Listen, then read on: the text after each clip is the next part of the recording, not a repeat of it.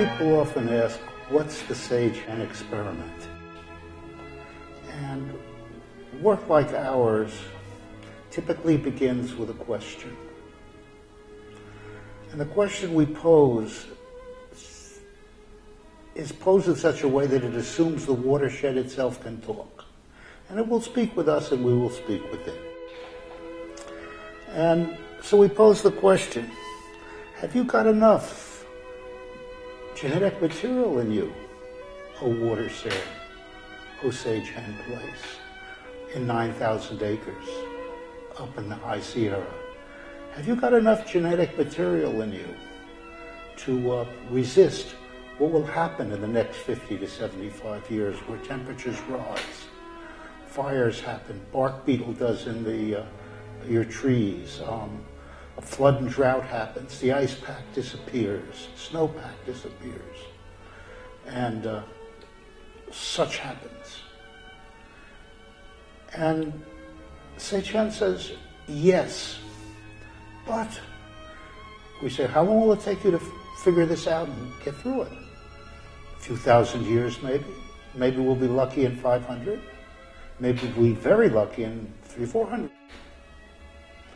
Well now, says we, supposing we go for a search and we find 20 or 30 species that will do okay, who might or might not move up, and we'll take that 20 species and we'll grow 1,000 of each, and we'll put a dispersed number at 5 different altitudes, and of that 12,000 will grow 12,000 plants at 5 altitudes. Is a lot of growing, but we'll do it.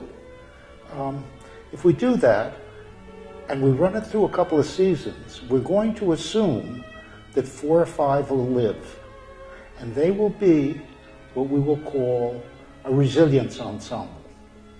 And then, when troubles are happening on top, that's who will help move up.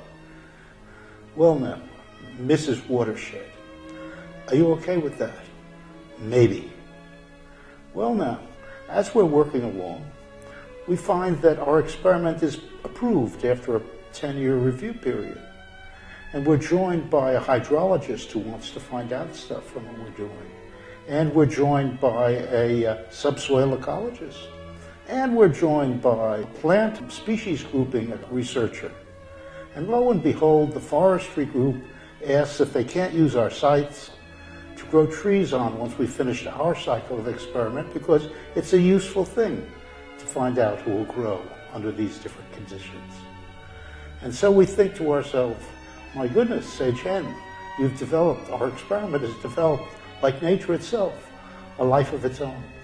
And imagine now that we have a resilient ensemble of low growth, medium growth, high growth. We can then assist the migration of species upward, and whole systems will form, maybe. And they will self-complicate, maybe.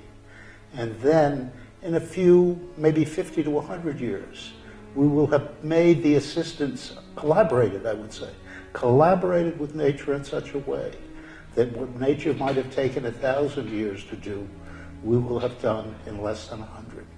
And that's the Sagehen experiment.